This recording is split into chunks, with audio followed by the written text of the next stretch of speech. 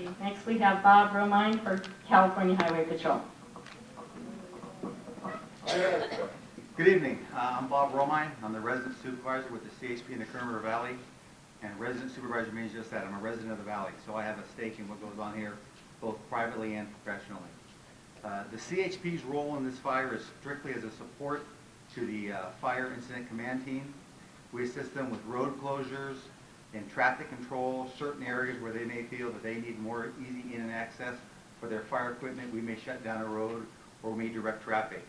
Currently, there are 4 county roads under our jurisdiction that we have closed, and that is Saddle Springs Road, correct, that's a Forest Service road, Piute Hill Road in Twin Oaks by the fire station. We have Erskine Creek Road closed at the end of the pavement. We have Mark Lane closed in Squirrel Valley at the end of the pavement, and we have Fawn Drive closed in Squirrel Valley at the end of the pavement.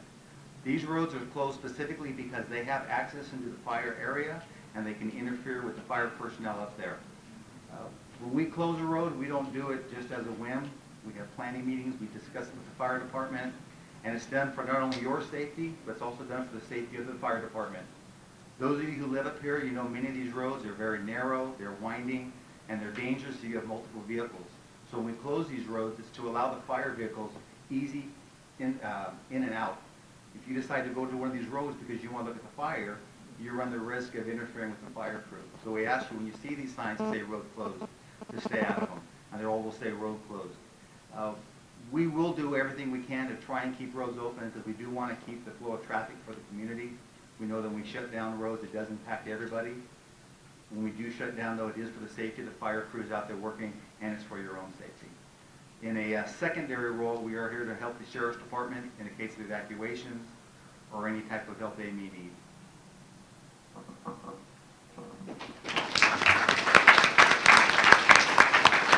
Next is Rick Larson, Kern River District Ranger. Thank you, Virginia. Good evening. I'd just like to start out that last Saturday when this fire started, our district responded with fire personnel and soon exceeded their capability. We requested a Type 2 incident management team at that time, and the following day, the Forest Supervisor, Tina Terrell, Chief Skaggs, and myself got together and did a simple analysis and realized that the complexity of this incident was going to exceed this Type 2 capability. Based on that analysis, we requested a Type 1 incident management team and went into unified command with Kern County, where we are now. There's been a very good working relationship with the 2 agencies and BLM, I might add. One thing that Chris didn't say is that there are 1,300 personnel on this incident. And as Chief Thompson mentioned, that this incident ramped up pretty high in priorities as far as receiving those resources, and primarily because of the communities that were threatened. And so I believe that the incident commander and Kern County are satisfied with the resources they currently have on this incident. Some things that are going on the district, well, let me back up. We've delegated the authority to manage this incident to this team. And we, as the Forest Service, are backing off and letting those folks manage it. They've got the resources and the capability, and they're doing a fine job. Some of the things that are going on in the district that we have gone into Stage 1 fire restriction, which prohibits campfires outside of developed campgrounds and some fire-exempt areas. We are keeping our offices open 7 days a week from 8 o'clock until 9 o'clock in the evening to disseminate fire information to folks.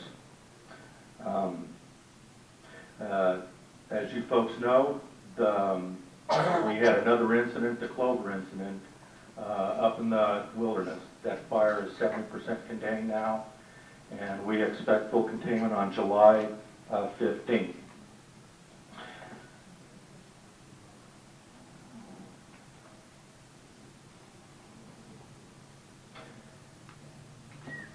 We are strict with resources. We have only 2 engines left on this district.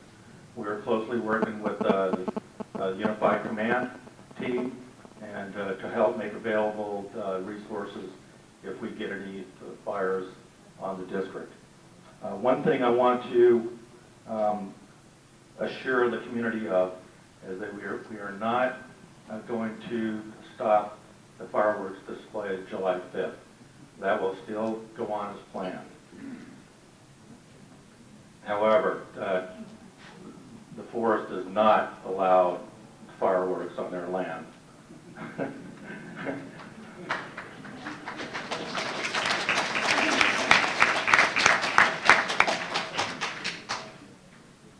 And as you folks know, the Kern River District, the Kern River Valley, is a very active fire district. So far this year, there have been 18 fires on, correction, let me back up. There have been 18 fires on this forest. 13 of those 18 fires have been on this district.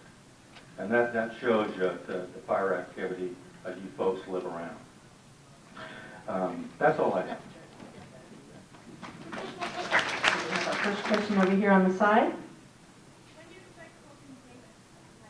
When do we expect full containment of the Piute Fire?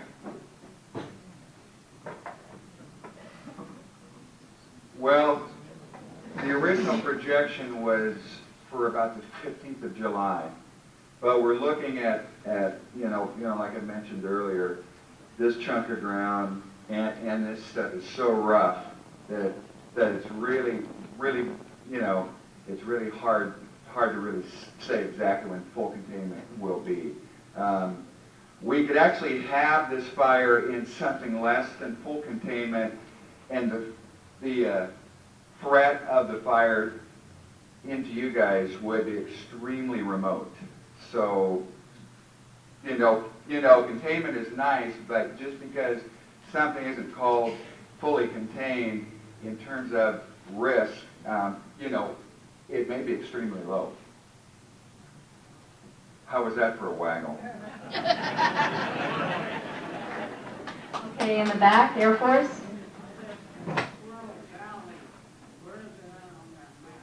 Where is it at on the map in Squirrel Valley? Upper Squirrel Valley. Up in here. It's so far away it's not on the map. On this map, this is the fire. If you look on this map, this is the fire. Here's Squirrel Valley.